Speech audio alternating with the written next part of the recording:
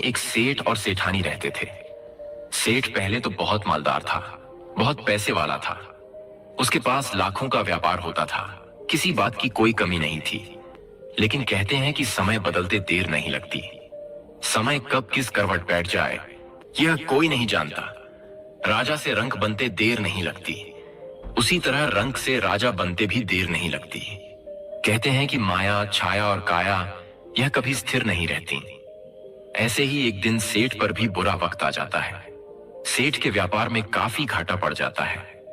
करोड़ों की संपत्ति का मालिक सेठ दूसरों का कर्जदार बन जाता है और सेठ एकदम से कंगाल बन जाता है। यह तो आप जानते ही हैं कि बनी के सब साथी होते हैं, बिगड़ी का कोई नहीं। सारे रिश्ते नाते धन के ही होते हैं। धन क्षण होते ही अपने सगे भी पराये हो जाते हैं। धनहीन होने पर सगे रिश्तेदार, भाई बंधु सभी दूरियां बनाने लगते हैं। दोस्तों, अचानक से जब सेठ के ऊपर कंगाली आ गई तो सेठ बड़ा दुखी रहने लगा। अड़ोस पड़ोस के गांव वालों और रिश्तेदारों को भी पता चल गया कि सेठ बहुत गरीब हो गया है। वह इतना गरीब हो गया है कि उसके घर में स्वयं के खाने के लिए भी कुछ नहीं बचा है। सेठ की हालत बद से बदतर होती गई। वह कर्ज में डूब गया। कर्ज मांगने वाले भी उसे बहुत तंग किया करते थे। आए दिन कोई ना कोई उसके द्वार पर खड़ा ही रहता था कि सेठ जी, आपने हमसे पैसा उधार लिया था, उसे चुकता क्यों नहीं कर रहे हो? एक दिन सेठ ने अपनी पत्नी से कहा कि भाग्यवान, आजकल कर्ज वसूलने वालों ने हमें बहुत तंग कर रखा है। कुछ समझ में नहीं आ रहा है कि अब हम क्या करें, उनका पैसा कहां से चुकाएं। ऊपर से हमारे खुद के खर्च के लिए भी हमारे पास धन नहीं है। मैं सोच रहा हूं कि कुछ दिन के लिए तुम्हारे मायके चलते हैं। अगर तुम्हारे मायके वाले कुछ मदद कर देंगे तो हम फिर से अपना कोई छोटा मोटा काम शुरू कर लेंगे। आखिर मुश्किल वक्त में रिश्तेदार ही तो काम आते हैं। सेठ की पत्नी ने भी कहा कि आप सही कह रहे हैं। अगर मेरे पिता और भाइयों से कुछ मदद मिल जाएगी तो हम कोई ना कोई काम धंधा फिर से शुरू कर लेंगे। पत्नी की सहमति मिलने पर वह सेठ अपनी पत्नी को साथ लेकर रात के अंधेरे में अपनी ससुराल के लिए चल देता है। सेठ की ससुराल वहां से लगभग 4 कोस की दूरी पर थी। सेठ बड़ा ही स्वाभिमानी था। जैसे ही वह अपनी ससुराल के निकट पहुंचा तो गांव से बाहर ही एक कुएं के किनारे पर बैठकर उसने अपनी पत्नी से सलाह ली और कहा कि प्रिय, हम ससुराल तो जा रहे हैं, लेकिन मेरी हिम्मत नहीं हो रही है कि मैं वहां जाऊं, क्योंकि अभी तक तो लोग हमसे मदद मांगने आते थे।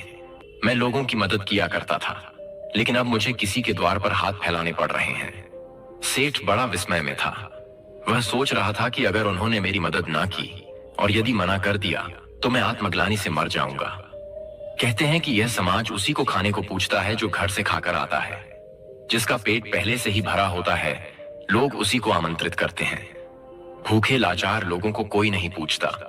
वह सेठ अपनी पत्नी से कहता है कि तुम एक काम करो, पहले तुम अपने पिता और भाइयों के घर जाओ।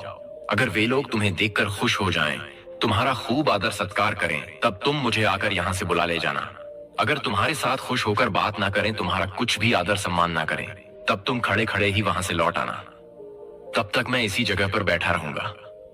सेठ ने अपनी पत्नी से ऐसा कहकर उसके मायके में भेज दिया और स्वयं उसी कुएं पर बैठकर उसके आने का इंतजार करने लगा। सेठ की पत्नी अपने पति को गांव से बाहर उसी कुएं पर छोड़कर अपने मायके में जाती है और जाकर द्वार पर खड़ी हो जाती है। उसके भाइयों ने और भाभियों ने जब देखा कि हमारी बहन और ननद हमारे घर आई है, तो उसे देखकर वे लोग सोचने लगे कि इसका पति अब तो बहुत कंगाल हो गया है। कर्जा मांगने वाले दिन रात इन्हें परेशान करते रहते हैं, इसलिए जरूर यह कुछ ना कुछ हमसे मांगने ही आई होगी। दोस्तों, कहते हैं कि निर्धन मनुष्य से सभी लोग कन्नी काटते हैं।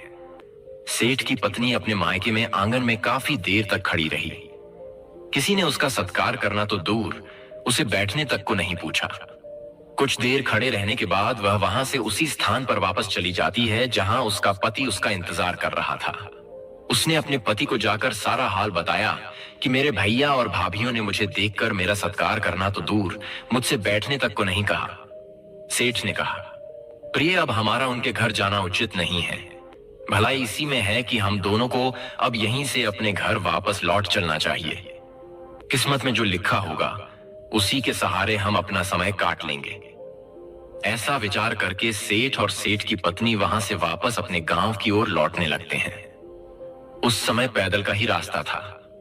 चलते चलते जब वे अपने गांव के समीप पहुंच गए थे, तभी सेठ की पत्नी रास्ते में गिर पड़ती है, क्योंकि वह गर्भवती थी और ज्यादा चलने की स्थिति में नहीं थी। अत्यधिक दूर चलने के कारण सेठ की स्त्री को प्रसव का दर्द उठ गया था। उसने तुरंत अपने पति से कहा कि मुझको रास्ते से उठाकर पास के खेत में ले चलो। सेठ अपनी पत्नी को उठाकर वहीं पास में स्थित एक बाजरे के खेत में ले जाता है। बाजरे के खेत में जाकर सेठ की पत्नी ने एक लड़के को जन्म दिया। थोड़ी देर के बाद जब सेठ की पत्नी होश में आती है, तब उसने अपने पति से कहा कि बच्चे को साफ करके तुम मेरी गोद में दे दो और इस जेर को, गंदे रक्त को एक कपड़े में बांधकर खेत में जाकर गाड़ दो। सेठ ने वही किया। उस गंदगी को एक कपड़े में बांधकर उसी खेत में गाड़ने के लिए गड्ढा खोदने लगा।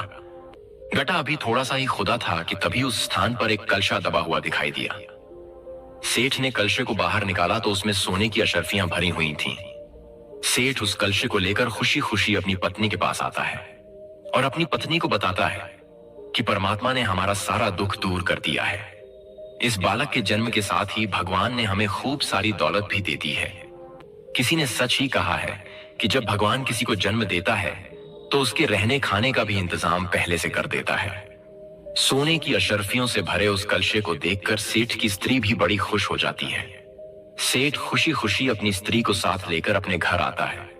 उनके आने जाने के हाल को किसी अड़ोसी पड़ोसी ने नहीं जान पाया था, क्योंकि उस समय रात्रि थी। आज उस कंगाल सेठ की किस्मत फिर से चमक उठी थी। कुछ ही दिनों में सेठ ने अपना सारा कर्जा उतार दिया और बचे हुए धन से अपना व्यापार फिर से शुरू कर दिया। अब तो सेठ की जिंदगी बड़े चैन से बीतने लगी।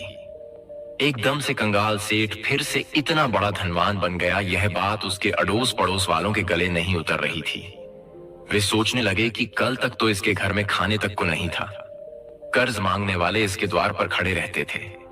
अचानक से इसे ऐसा कौन सा खजाना मिल गया है जो सेठ फिर से इतना अमीर बन गया। दोस्तों, किसी ने सच ही कहा है कि दुनिया में कुछ लोग दूसरे की तरक्की से, दूसरों के सुख चैन से बहुत जलते हैं। इतना तो वे अपने दुख से भी दुखी नहीं रहते।